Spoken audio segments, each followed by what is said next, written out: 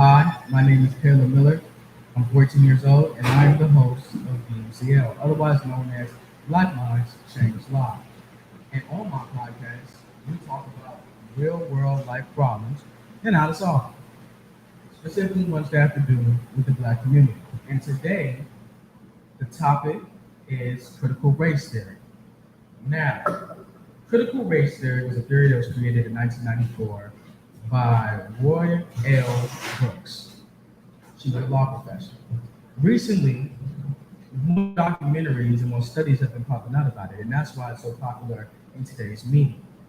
Another reason why it's so controversial at the moment is mainly because of a governor by the name of Ron DeSantis.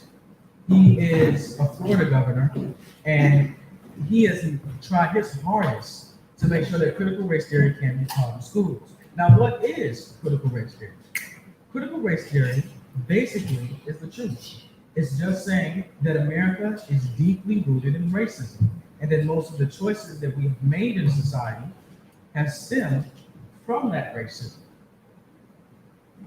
Governor Ron DeSantis has been trying to pass a law called the Stop Woke Act, which is an absolutely crazy name if you know what's been popular, being woke, being conscious. He's made a pact and they named it Stop Woke. It's crazy. But the law basically says that you can't talk about critical race theory or basically racism of any kind to students in a classroom.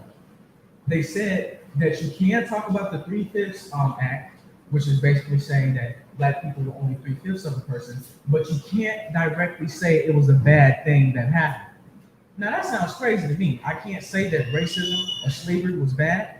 If we was talking about Anne Frank or Hitler, we could say that the Holocaust was bad, but when it comes to black folks and slavery, we can't say that was bad. That's the racism we're talking about. That's the seed. That's why critical race theory is so important. That's why it's so important for kids today to know it. Because if you don't know your past, you're gonna end up repeating it.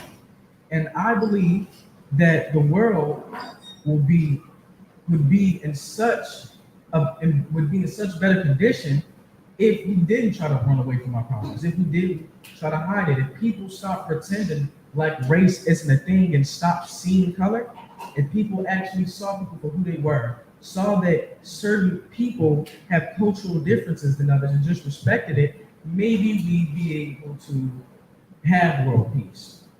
But as long as people, you know, not to be named, but as long as he's around, as long as people like him are around that help bring the people down, it's I don't have much hope for the future.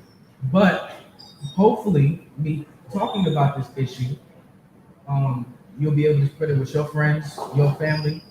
Maybe one day there'll be a person that will find a way to make it to on the Supreme Court and overturn everything, fix everything. But until then, this has been Black Minds Change Lives, signing out. Okay, Caleb, that was amazing.